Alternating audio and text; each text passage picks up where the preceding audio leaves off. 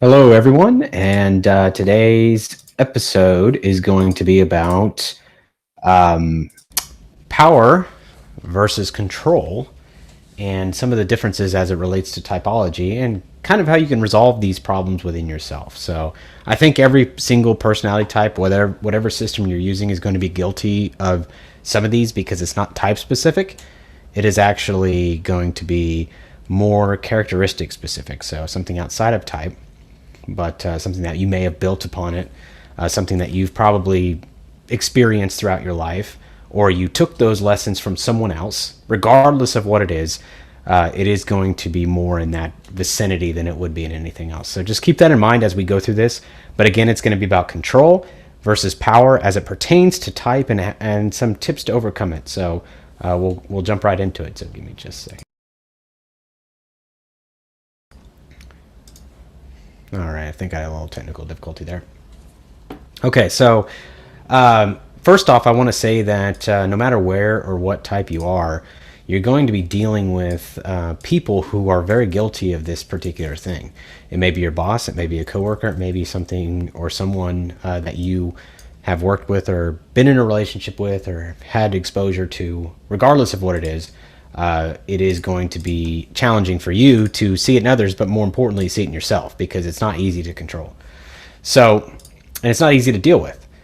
So, what is power and what is control, and what's the main thing that you're going to see the difference? Well, power is, it's funny because a lot of people think of power, they think of the characteristic of power as it pertains to someone's ability to control. And this is, it's funny because I actually kind of see these things as they're not mutually exclusive, but they actually are kind of opposite in a way, because power is willingness. It's willingness to follow. When you have power, you have people who have willingness to follow. Whereas expressive or explicit control is that you put in monitors or control systems to make sure that people will do what you say. So it's kind of a false sense of power. Okay, but real power is leadership. I think that's a sense of power that is almost it's unchallenged in a way, because leadership is what creates power in the sense of people dynamics, that is. So that's what we're going to be speaking about here. So when you deal with people who have elements of control, or they have a control freak issue, right? So there's a lot of these people who are control freaks in their life. Hello, me included. We tend to want to make sure that things go our way. And this is especially associated with Enneagram 7 as well. But we want to make sure that things go our way. We don't follow some general leadership principles, right? There's a particular law of the process, which is John Maxwell's third leadership principle, is law of the process, which is respect the process, because if you do that, then you will grow step by step and become a better leader. And in that instance, what will happen is that you actually gain power. Leadership is power. And so anyway, back to the point of what I was saying was, when you're dealing with someone who has these control issues, whether it's yourself or someone else, you're forcing a method of control because you're afraid to let go. It's really rooted in fear, where control is very limited. Having control is very limited. It's not explosive. It doesn't have leverage on the side of control. Where power kind of seems to happen to people. They just suddenly all of a sudden gain power. They grow in power, and they didn't even necessarily strive for it. Now, I said these terms are very commingled quite a bit. So you have people who believe that power is control or control is power. But I do, like I said earlier, I think they're, as you all are dropping in, I just want to make sure that I clarify. But I think that they are not mutually exclusive, but there are mechanisms in each one that is very unique, and they are opposites in ways. So, example is someone who's in control tends to strip the power away from others. They look for ways to undermine others' power. This is a sign of control in the negative light. Okay, so they see someone gaining power. They typically want to cut it out from underneath them. They want to remove that power from someone. And they want to take it away, right? Because they're losing control as someone's gaining power. So it's very hard for people to gain control within the confines of someone who already has control. But when that does happen, usually it's a series of someone who has power overthrows someone who is in control, or vice versa. Sometimes someone who has power, someone establishes enough systems or control methods, they can actually limit the person who has power. So there's kind of this interplay, kind of a conflict between these two different things. So if you work for somebody, let's say the stereotypical ESTJ personality, they're typically going to use systems to, or any TE dominant rather, are typically going to use systems to limit control on others, right? They want to limit the power of others. They want to make sure that others are limited because they're stripping people away from that core source of power. They kind of want to remove that. Whereas people who have power generally empower others. This is where leverage comes in, right? Being able to leverage other people. Because you give enough people power, you'll wind up getting more power, and you'll be kind of free of the whole concept of having to control everybody because you've built enough. And this is really fundamental to leadership. Earlier today, I was recording a podcast and regarding masculinity and femininity, and it had a little bit to do with this, not too much, but the point is that when we get into these dynamics between people, you can see that one is associated with the other. And I think when I was recording that video, that podcast rather, it kind of crossed my mind, and I thought to myself, I said, what is the major thing that drives us to want so much control? And it really is rooted in a sense of fear, but I'll tell you what's more rewarding is actually empowering other people, giving people the power they need to actually do better than you. I think it's scary in concept to someone like myself, right? So if you'd said that, this person is going to pass you up, it can be a little scary in concept because you feel like they're going to try to control you. But the reality is you give them enough power, it usually will come back to you in one way or another. Let's see. I want to make sure how do COG 7 SE NLP? I have no idea what that question is, so I apologize.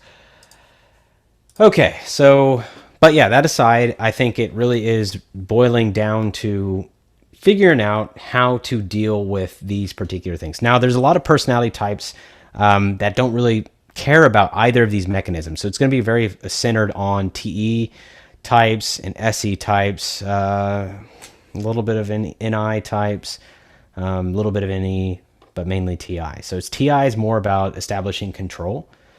TE is about establishing control. Both of those are more about establishing control in their own ways. TI is a little more internal control, and then TE is a little more external control, but it's both there.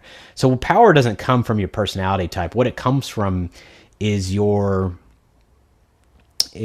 going to come from a place of complete surrender to leadership principles, which are outside of yourself. It's going to come from development of your character. It's going to come from being able to do what you need to do to make things happen and to develop leadership skills, right? And this has kind of been the focus of my attention lately, is to focus on challenging my already pre-existing concepts of what makes a good leader.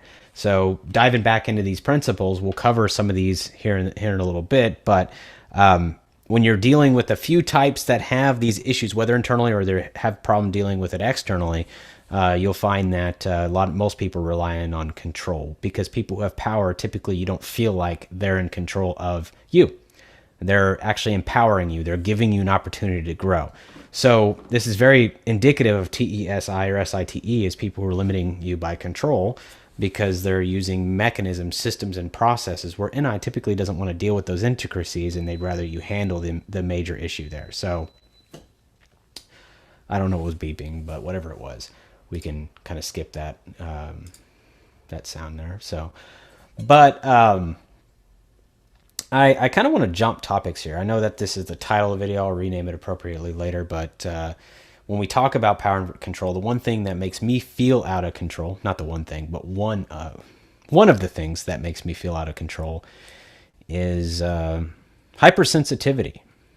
Okay, so I deal with a lot of hypersensitivity to things physically, as far as sensory information, and as far as other information. And I lately, because of the stress point, I've been a lot more hypersensitive to damaging comments, not on YouTube, but in life, right? Comments that I feel are uncalled for, some arrogance. It's triggered a deep place of anger in me. And this is, again, a method of control. I'll talk about that in just a second. I'm got to turn down the AC. It's pretty hot, so hold on one second.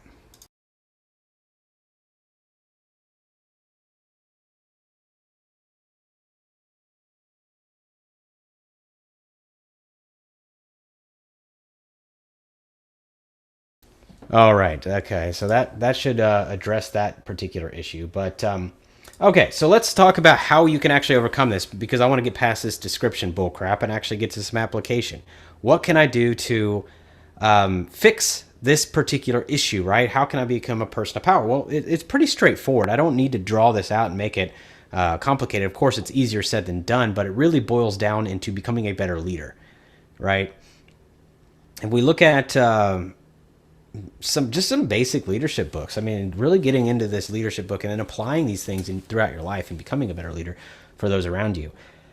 The more I look into it, the more harsh I judge myself and my ability as a leader.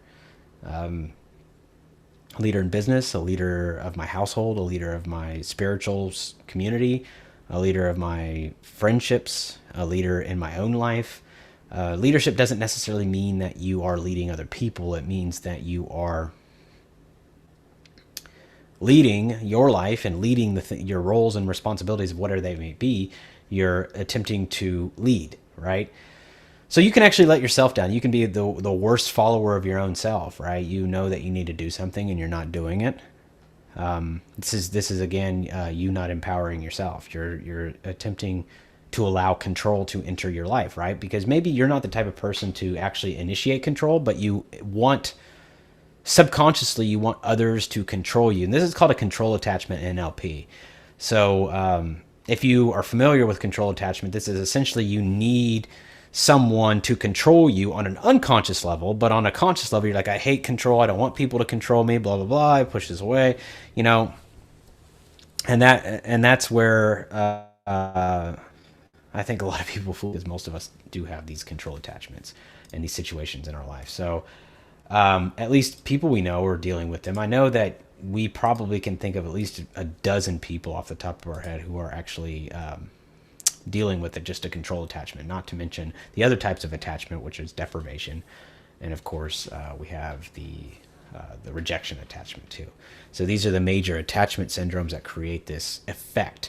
That we hate it, but we also always consistently invite it and back into our life. And there's particular ways to overcome that as well. So, but the first thing is to start giving. You know what? Let me just go through the whole freaking list, because there's no way I can just give you little bullets without actually, I feel like I'm not giving you enough value, and I hate doing that. So let me just go through the whole list. I've actually compiled this list a while back, and I will walk you through the list according to Maxwell. Here's some things that are some leadership principles, and we'll kind of walk through each one. I don't want to go in super detail because there's 21 of them, but I'll at least cover it and to maybe give an example or two on ones that are permanent. So we're going to start with the law, the leadership law the law of the lid is essentially that your effectiveness is limited by your leadership. Okay, so that means that's kind of like a lid. It's kind of holding you down. It's constraining, whether it's an organization or you. The leadership is what determines the effectiveness of the organization of your own self, right? So if it's an organization or you're limited by your leadership ability. So if you just look at success on a line, it's 0 through 10. And if your success dedication is really high, your leadership is real low, then you're just going to have 0 through 10. But if your leadership is really high and your success dedication is midway, you're actually going to have all this area, and your effectiveness is still higher. Whereas if your success dedication's a 9 and your leadership's a 9, you've got 81 units of leadership in a way, if you do the math. So the idea is that they're very correlated, but your effectiveness will never supersede your leadership. So that's the law of the lid. I think it's one of the most important ones. As we move forward here, let me get you into the next law. The next law is going to be the law of influence. It's essentially not to understand that leadership doesn't come from these 5 myths, which is management, right? Your management, is a myth, which means that if you think you're a manager, all of a sudden you're influencing people to follow, where management is again about control systems. Managers are controllers. Okay, they get a position or they get a management role, then they create systems to control people. That's the management myth. Okay, and that has a lot to do with the topic. Entrepreneurship, myth is that all of a sudden you think you're a leader because you're an entrepreneur, and but you may not be good with people. You may be an entrepreneur and an engineer and a programmer and maybe genius, but you may not be good with people. So becoming an entrepreneur doesn't necessarily mean you're a leader. Knowledge myth. If you know a lot, you're a leader. No, that's not true either. Pioneer is a trendsetter. Right? Here's another myth. It's the pioneer myth. The position myth. Oh, I have a position higher now, so all of a sudden you're going to follow me. That's also a myth. These are things that all influence this mechanism of control. So these are establishing control, these myths. So the way to generate power is understand how influence is actually generated. So when you follow the law of influence, when you speak, people listen, right? People hear you. We don't live in a day and age where there's a lot of leaders out here anymore. There are people who are influential. That's true. There are people who are very influential. There's people who that can speak, and everybody kind of wants to follow them naturally, or at least follow them on Instagram, subscribe, or thumbs up, or whatever it is, right? But the idea is that leading has nothing to do with that. It's about influence. And one person I can tell you who had a lot of influence in history would be Martin Luther King, right? I mean, think about it. He didn't have a position that was high enough to challenge the entire government, right? But people followed the message, right? Because when he spoke, people listened. So that's leadership, or rather that's influence. Third one is process, right? Process is really just respecting the process and realize this doesn't happen overnight. The fourth one is really navigation, being able to prepare effectively for the next challenge and doing research ahead of time instead of just plunging in and just skipping that particular one. The next one is addition, which is adding value to people's lives, right? And enhancing people. And this is not necessarily empowerment in the same way, but it's just you're looking at ways to improve. You're adding value to people on a consistent basis. And that's the law of addition. Solid ground really is being trusted, right? You're establishing a base of integrity and trust where people trust you. So you're not going to be a liar. I think a lot of these are self-explanatory. I don't need to go through all these, but the point is I want to go through all these because there's so much about it. Law of respect, right? So it's really people will follow people that they think are stronger in areas than they are themselves. So they look up to you in some way, or they'll follow you because the law of respect, they want to follow you. That's what creates a leader right there, is that law. There's intuition law, which is trust your gut. Have more than facts, trust more than facts, because sometimes there's things beyond the facts which add up and they're beyond what you can see on the surface. Next one is magnetism, right? Your attraction. What can you do? Who you are is what you're bringing in to attract. So think about your dating life. I hate to commingle this because a lot of people in their dating lives are attracting the wrong people, and you really got to look back and say, why am I attracting these people? So there is a lot of, if you're bringing the wrong people in your life, it's probably because you're not quite where you need to be. So that's another aspect that you have to consider is, what are you doing? Like, are you striving to be a better leader? Because if you're looking at leadership and you're really focused on leadership, the chances are you're going to attract other people who are looking for the same damn thing. If you're a bum and you live under a bridge, you'll probably hang out with other people who live under a bridge. No offense to people who live under a bridge. That's not what I'm saying. Let's not be insensitive here, people. Jeez, you're all so mean. The next one is law of connection. This is probably the one I suck at the most, but it's really it's a leadership principle in getting to know the people that you're leading really well, looking for their goals, know their traits, know what they're looking for, and know the names and friends and family and what's going on in their lives before you even ask for a single thing. The people that you lead directly, your direct reports, not your entire organization. Obviously, you can't always do that depending on how big your organization is, but the people you directly lead, these people, you know about them, you know what they're dealing with, and You know what's going on in their lives, and that's the law of connection. So one thing you got to know is that you're not going to be good at all these. Okay. Law of inner circle. This is probably one of my favorite ones. Is who you surround yourself. You is typically what you'll become. I hate saying that because a lot of people disagree with it.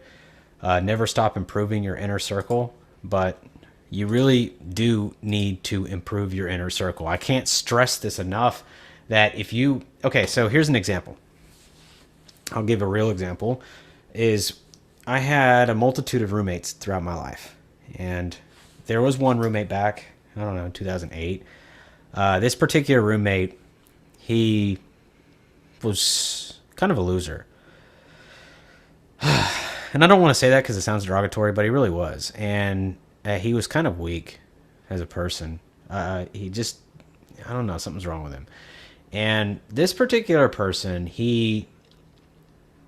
I spent a lot of time with him because I lived with him, and we had our conversations. He had his great sides. We had good stuff. We spent a lot of time together, talked a lot.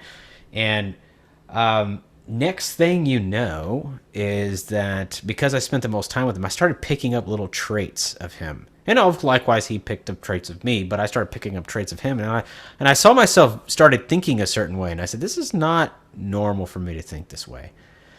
And then I started challenging, why am I being influenced by this guy? What is this guy? I mean, it's like osmosis. It's starting to leak into me. Now, a lot of you may go, well, that's just because you're weak. You know what? Maybe I was weak at the time. But this is not something I'm making up, right? This is something that many, many people have said, right? Jim Rohn is a big indicator of this inner circle principle, is that you surround yourself with people who are going to grow. You be the dumbest person in the room so you have room to grow. This doesn't mean eliminate, kill your friends. They're the people you care about. You set boundaries. You set effective boundaries so that you're spending the most time with people that have the qualities that you want to grow in. And that's the general thing behind that inner circle. Okay, moving on. That's a whole nother topic in itself. All right, so we're going to talk about the next one here, empowerment. You know, this is the whole point of this video is empowerment, right? I've talked about this earlier in the video. It's about empowering others, giving others what they need, but letting go. And this is where secure leadership, a control freak is someone who's insecure, right? A control freak is someone who is not confident in their followers, or they're arrogant to a point where they feel like their followers can't do as well as they can. Okay. And that's just craziness. That's just craziness. You want people that do better than you at your organization. And this is where security comes from. This is that security where you're transforming. This is real the border point in which you choose to be a control person or a power person, is really focusing on empowerment. Being able to give your power away and give it to others. So that's kind of where I think the biggest error that people make is like, oh, I want to be in control. So they try to protect their position and feel threatened when others rise up. They try to suppress them back down. Okay.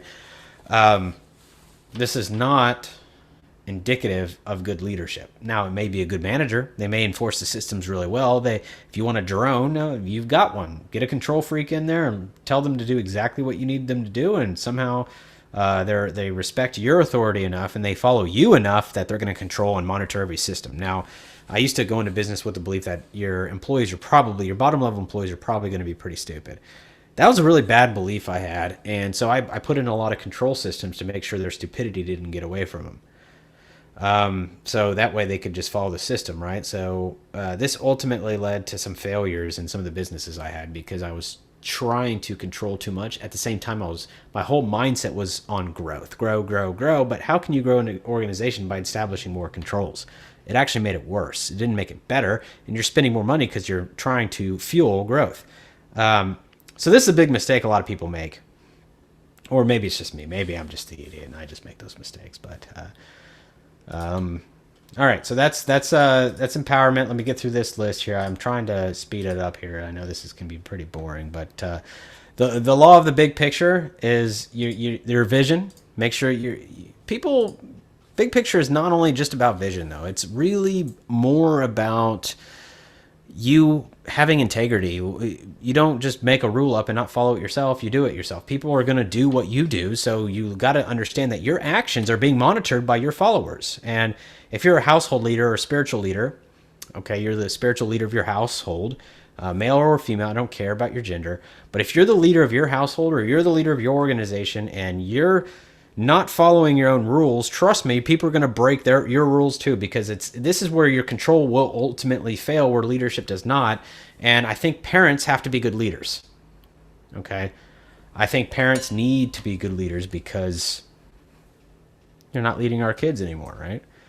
I mean, we got so much freaking opposition in this world anyway. We've got YouTube. We've got kids watching porn at like freaking 9 years old now. All they have to do is Google. I mean, this is crazy. And these are all influences that have more influence than you. These are things that are going to contest your own leadership.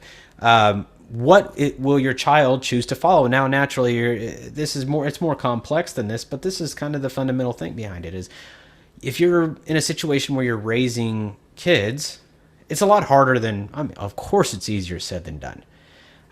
But the best thing you can do is to become a better leader. It's not going to hurt you, right? You may not be able to protect your kid all the way, but if you're better today than you were yesterday, I can guarantee you're going to have some kind of impact that was better today than yesterday. It's kind of common sense, right? So that's kind of the big picture principle there, right? So the next thing is the law of buy-in, right? And this is, your followers need to buy into you first. This is your own credibility. They have to believe you first, not some vision you project out there. Here's what's going to happen, right? So when you're bullshitting around and you're saying that this is your vision, but you're not doing anything toward it, how many people you really think are going to go, yes, I like the idea, I'm going to jump on board? They can buy into you. They believe you can do it, right? They believe you can fulfill it. You can make it happen. And I think that's one of the other things that you guys. I think that's one of the other things a lot of us mess up, is that we think that just because we have a good idea that we're just going to get a lot of people to follow us, and I think that's not necessarily true. I'm going to check the comments here, make sure there's no questions. Blind SE can cause me detect problems. Somebody they felt without the power, and then they crave to be in power. Don't managers mean well? Well, I don't know. It depends on the person. A leader is self-motivated? Well, yeah. I think you could be a good leader, Damon. Well, thank you.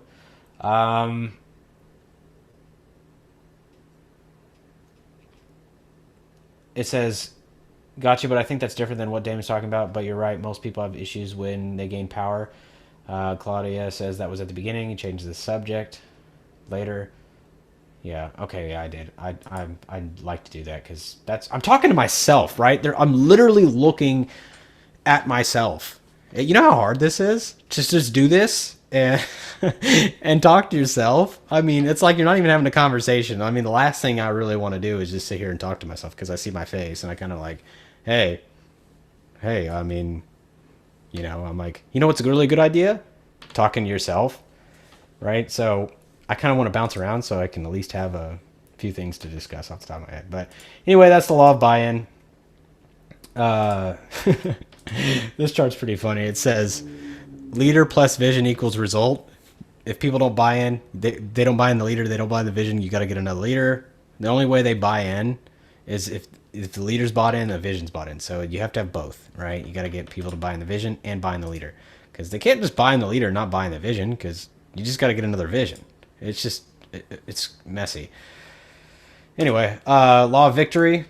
Focus on, I think anybody wants to win, but a law of victory is really finding a way to win, not giving up, standing up. And the next thing is the law of Big Mo. It's about momentum. Once it gets going, it's hard to stop. I don't know if you've ever experienced momentum before, but it is very much about keeping the ball rolling, because that's where you're going to have the most leverage. The next one's law of priorities. Learning to delegate. God, man, I think this is one of the hardest things people do, is the control freaks don't like to delegate, which is funny because they want to be in control, but yet they're always taking tasks on themselves and they don't even want to pass things on to other people. The control freaks kind of make me they make me laugh because I'm one of them, so I laugh at myself sometimes because I'm not a freaking. I wish I was more of a power person, but I'm at the stage in my life where I know where I need to go, but I still struggle with the things that I'm carrying in the past to the present moment, right? I'm not there yet. I'm not where I would like to be, but I am at the same time. I am where I like to be because I can actually appreciate where I am in this process. This is the law of process, right? I realize that I'm not where I want to be, but I'm okay with where I am because it's not an overnight thing. It doesn't happen like that, right? It's like it takes time. And so, but the one thing I can tell you that I do very well is delegate. That is a skill I do have, whereas a lot of control freaks don't delegate. They feel the need to hang on to everything because they're scared somebody's going to screw it up, right? I like actually watching people screw up, myself included, because when they screw up, they're going to want an answer typically from you, right? They're going to want, this gives you an opportunity to empower them or control them, right? So they're going to want an answer from you. And that answer can be the answer, which is control. If you give them the direct answer, that's control. Power, in empowering somebody, you don't give them the answer. You teach them how to find the answer so they don't ask you for answers anymore because you've empowered them now to do what you do because you have the answer. How did you get the answer? I mean, if the buck stops at you, where is the answer? It's something that you just innately know. So try that. If you're in a leadership position of any type, whether you lead one person or 5,000 people, it doesn't matter, or you're leader of your house, somebody asks you for an answer, you don't just give them the answer, right? Because now you're creating that control dynamic, which is, well, I have all the answers, and so I am superior to you in a way. I mean, you may not think you're superior, and you think you're just helping them by giving the answer, but empowerment comes from actually delivering the ability to get the answer on their own. And I think this is an important thing that a lot of us, although giving them the answer makes us feel smart and intelligent. Oh yeah, I know all the answers. Come to me. Anything you need, come to me. Where the answer should be, well, what do you think? Somebody comes to you with a question. Hey, Damon, well, what's the answer to this? And I simply say, what do you think the answer is? Or I can say, well, I don't know. How do you find the answer? Where can you get the answer? Even though I may know, right? So, Sharon, I just answered that question. But what if you actually have the answers? Doesn't matter. You're not. It doesn't matter if you have the answers. Tell them you don't know, right? I don't know. They might think they might think you're an idiot, right? Your answer is always I don't know. But after a while, they're gonna catch on. You're not in the position that you're in because you don't know. I know you know. You're lying to me. And it's more of, I'm not lying to you. I'm empowering you. I'm empowering you to have the answers and actually do some due diligence. I'm giving you the ability to look for the answer on your own. All right. So this is where empowerment comes from. Control people love giving the answers because that keeps them in a position of power. When you start giving them the tools to get the answers themselves, you're actually securing yourself in leadership. Right? People begin to trust you. You're actually fulfilling a lot of these other laws that we just discussed. Right? So we can go more into that later, but law of priorities. My favorite law of sacrifice. You got to give up stuff. For me, I've given up a lot. And, it's that's a whole nother topic. I don't even know what that. Law of timing. Know when to do things, when's the right time to do things, and when's not. Just don't be bogged down with a ton of ideas. Not really relevant to this particular thing. Law of explosive growth. Add growth. You want to lead followers, but again, this is more like empowerment to multiply, to have that exponential growth. You really want to lead leaders. You want to build leaders, right? If you think about it this way, I talked about giving them a way to find the answers. If you teach somebody how to do that, if you teach somebody how to actually do that and give someone a way to find the answers, that's a lot more duplicable than than the other way, which is I have all the answers. I mean, maybe the guy that's upcoming leader is not as smart as you, but maybe he's better in other things, right? Maybe he can't contain all the answers, but maybe his influence is freaking vast, right? But the one thing you can teach them is, hey, how do you, they can teach their followers, well, how do you find the answers? I don't know. It's easier to not know than it is to know, and just tell them I don't know. It's a lot harder to actually do that though, because I mean, you know the answer, you want to answer, right? Yeah. So, and the last one, of course, is the law of legacy. This is to, your lasting value is measured by your succession, which is, what happens after you're gone, right? Kind of morbid in a way, but what happens when you disappear? Did you, what are people going to say? Did you determine what's going to happen, right? So Wake Up America says, this is true. I used to work in ministry, working with drug addicts. I found people almost always were the ones who figured things out on their own. Asking the right questions is almost the best way. The people who made it is, he just added that back in there, he or she. But yeah, no, that's what it is, and it's difficult for you, but it also develops you because you're empowering somebody instead of trying to maintain that control. The biggest thing we have are these ego clashes, and these ego clashes is what's creating a lot of our problems today. Right? We're faced with ego or empowerment. So the point of this video is really to boil it down and let you guys know that control is very rooted in ego, where power comes from letting it go, letting things go. Okay. I'll tell you, I'm more inspired by leaders that are not like, the typical movie leaders, right? You got these NTJs that are leading these great armies, or you've got these STJs that are leading these great organizations, or you got these STPs who are just smooth, savvy salespeople. I'm not inspired by these people. I'm more inspired by the deeper people, the people who provide a lot more, right? The people who they say something and it's like it has tons of meaning in one sentence. And these people seem to be so methodical and they seem to think so much deeper. And it's not because they're smarter. It's because they're doing it. They're operating on a different agenda. They're operating on the agenda of, I don't need to protect my ego. I care about you and I want to make you better. Those are the people that really inspire me, not the other way around, right? It's not the people who control. Now, there are great leaders out there who lead armies and all that. I didn't mean to say those are bad leaders. What I'm saying is it's the people who are surrendering their own control to they're surrendering their own control to to have that trust from their followers and they're also allowing their followers to be leaders in their own right, and that naturally makes people want to follow you. And I know you may be, let me put it this way, I have been huge on control my entire life, right? Control has been one of my biggest issues, if you want to call it an issue, right? I hated working for somebody. I hated, anybody above me. It was always like I just needed to get up. But the truth is, I hated the wrong people above me. When I found somebody I could follow, I didn't have an issue. It's strange because I rarely dealt with those type of people. They're not very common. But one thing I can tell you is that I didn't deal with those. I didn't want to work for those other people.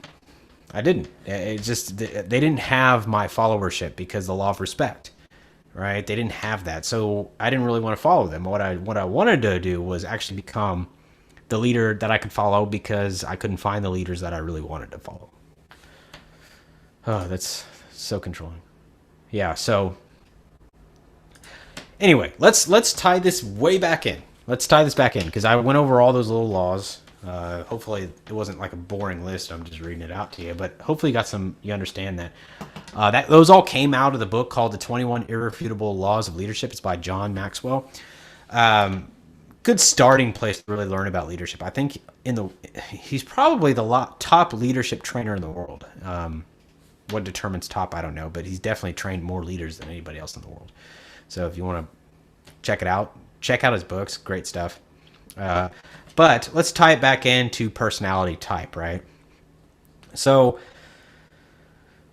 when it comes down to it, I think Enneagram is more related to this than a lot of other aspects. Maybe because Enneagram to me is more ego focused, whereas MBTI or the 16 types, I'm kind of moving away from the MBTI thing, but the 16 types or the cognitive functions or Jungian functions or Socionics or whatever, those particular types, I think, that's more of a cognition. So, I mean, you can be a great leader or a really crappy person no matter what type you are, right? So that to me is not really as relevant as Enneagram is to this because of how you view control or how you view power, right? But there's not a single Enneagram type that says give power to others. I mean, when they move in the higher health levels and you start losing this attachment to that ego, yeah, but there's not a single one that's like, yeah, gives power to others, has natural power, is a great leader. I mean, they associate 8 with leadership, but 8's usually a jackass, a self-assertive control freak who will take control, right? They'll take that control, but it doesn't necessarily mean they're a good leader. So I don't like associating 8 with leadership. Now, 8 may seem like a natural leader in the term of leader that we're describing someone who just leads by jumping up and taking initiative, yes, right? Initiative is a big sign of 3s, 8s, 7s, the assertive types, right? But it's not leadership. I don't care what Enneagram type you are. It's really about making the right choices, and it's a challenging thing because we all deal with the wrong crap in this life. We're preoccupied with a bunch of crap, and I think I have been the podcast I put on my SoundCloud earlier. It's not that great, but it does cover some basic points. I think it's like 12 minutes long. I'm starting to upload a little bit, play with it a little bit, try to get the format right. So I'm testing SoundCloud. It's all there, but that's a whole another thing. But I did stress that I think today we are in a place where we're all a bunch of chickens with our heads cut off, right? Okay, so we all are just kind of running around. Our parents are not our parents didn't lead us as children, as a whole. Now, some of you may have great parents who were strong leaders in your life, and no matter what, if your parents were smoking crack and shooting heroin, you're still at their eulogy. You're probably going to go, "He inspired me to do great things," right? It's like seemingly the nice thing to say, but let's keep it real, right? Let's keep it real that these people probably didn't lead you very well.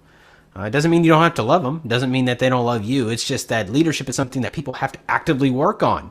There's very few people in the world that can come out of the womb and, be William Wallace. It's just not going to happen. I mean, we are in a place where we can't think that we're just going to be natural leaders. And our parents, they didn't go into parenting to think to become a better leader. They didn't even probably work on leadership beforehand. And just because they lead an organization or they're financially successful doesn't mean they're a good leader. They could be a manager. They could be an engineer that just works on software. Who knows, right? But I am willing to bet that most of them are probably not effective leaders. And because if we look at the direction in which our government is going, right, and our government is supposed to be our country's leaders, the quality of leadership, right, sexual assault, little girl molestation, little girl molestation, little boy molestation, little girl molestation. I don't mean to laugh at this because it's dark, but the point is these are the leaders that our leaders are supposedly electing into office. It's insane.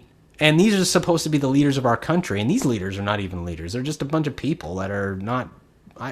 They're not becoming better leaders either. And I'm not saying I'm a great leader. I'm simply saying that if we look at the symptoms of what our culture is inaugurating and bringing into office, we can clearly see there is a leadership issue. And this starts with our own personal sphere of influence, right? Us. Can we effectively lead our own lives? That's the question that we have to ask. Can we effectively lead our own lives? And if so, then can we effectively lead our intimate relationships in the ways that we need to? If your partner is willing to follow your lead, or if you're willing to follow your partner's lead, I do believe there needs to be a leader in a relationship. That's personal belief. I'm not saying that you guys, if you found a way to make it work 50-50, great. That's not the topic of this video. But I think that usually somebody will take leadership and somebody will generally want to be heard, but they understand that a final decision has to be made at some point, right? Because if there's a disagreement between a 50-50 partnership, right? Two disagree, it's called a deadlock. What do? Flip a coin? I know. I mean, somebody has to lay the hammer down. And somebody who...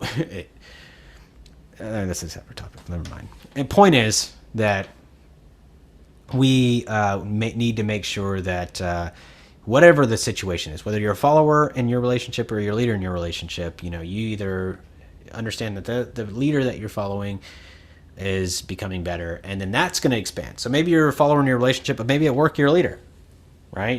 Maybe you're a leader at a different area. Maybe you're the spiritual leader in your household, but your spouse is the financial leader, right? That's very possible too. And regardless of case, whatever the dynamic is directly in that situation, whatever the situation is, that you are expanding your leadership, moving on and affecting other people's lives, following these basic laws. Okay. All right, let me check these comments, see if there's anything. Alrighty. So, nothing I'm going to address right there. So, anyway, that is the... that changed this whole topic to leadership. But essentially, these are methods of control versus methods of power, right? And right now, our government is a method of control. Let's add this regulation. Let's add this regulation. Let's add that regulation. And these are all not necessary. If you grew your freaking people, of course, this is idealistic, but if you grew your freaking people, you wouldn't have to add so many freaking controls. So we have a very egotistical government, right? We have a government that's trying to retain control. And these type of governments, what happens in history is they get overthrown. It's one point or another.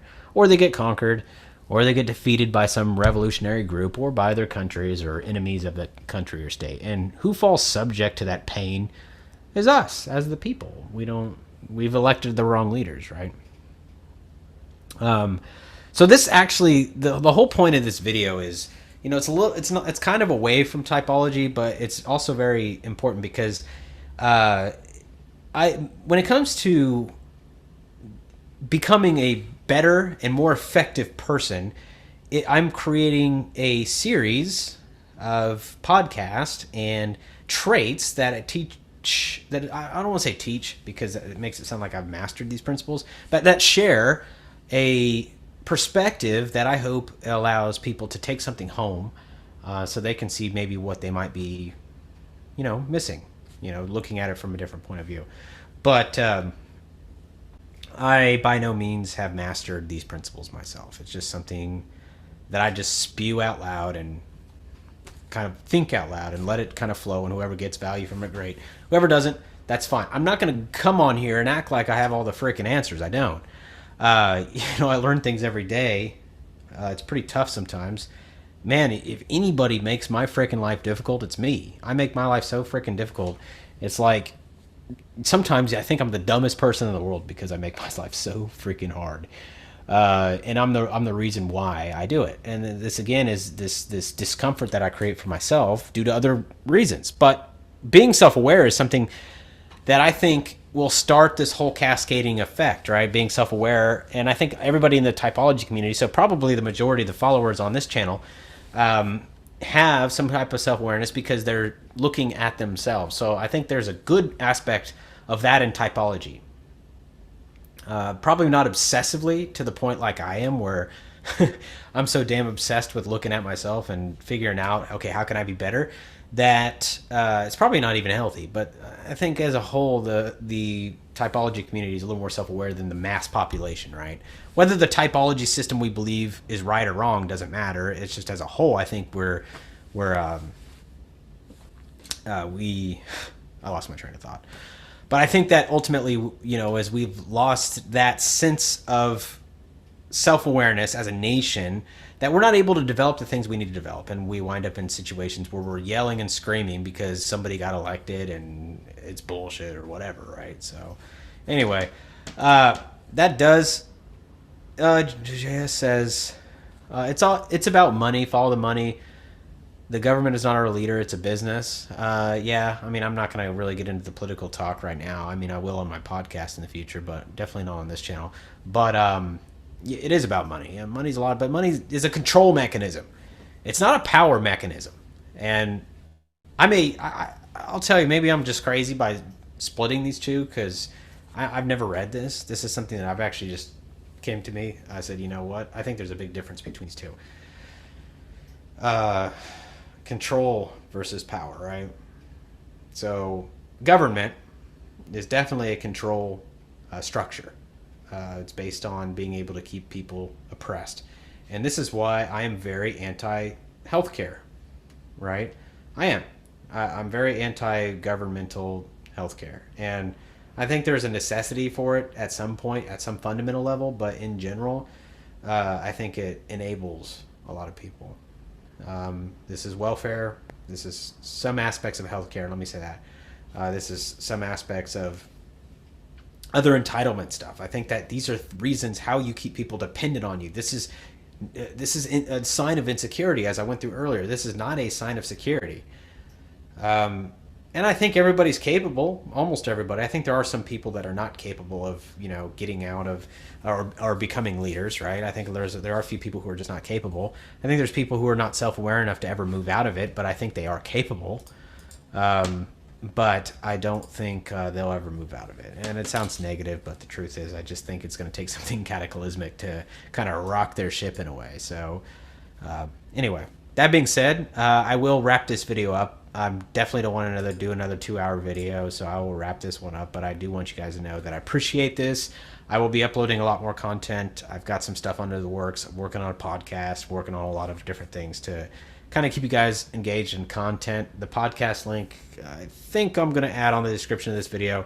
Nothing formal, nothing fancy, nothing awesome. Just kind of getting stuff started so you can at least see where kind of the direction I want to take it. Would love your feedback. Let me know what I could do better on that end, because that is going to be out of the realm of psychology, and that's going to be more on the realm of spirituality, religion, personal development, leadership, improving things in the world around us and improving the lives of others around us. So a little bit different. Psychology more about improving ourselves.